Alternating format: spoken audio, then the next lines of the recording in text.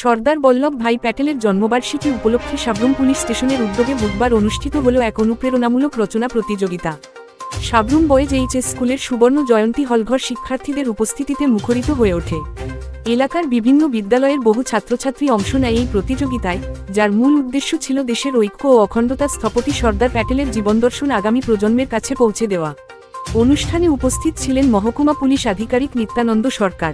তিনি শিক্ষার্থীদের উদ্দেশ্যে বলেন, স্বাধীন ভারতের ভিত্তি গঠনে সর্দার প্যাটেলের দৃঢ় নেতৃত্ব আজও প্রজন্মকে পথ দেখায়।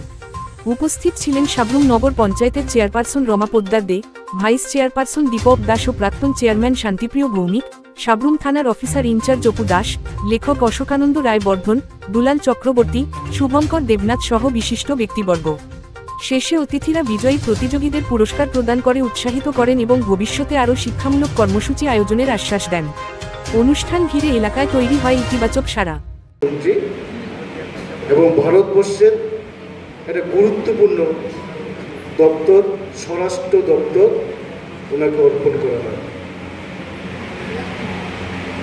ওনার বিভিন্ন কৃতিত্বের মধ্যে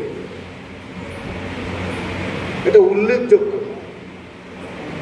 যেটা চিরস্মরণীয় হয়ে থাকবে।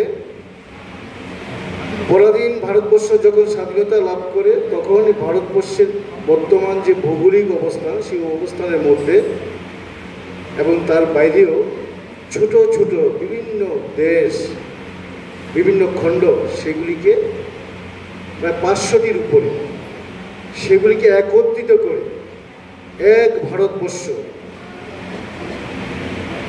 একটা ব্যক্তিময় ভারতবর্ষ এবং ভারতবর্ষের ভৌগোলিক অবস্থা নির্ধারণ করে।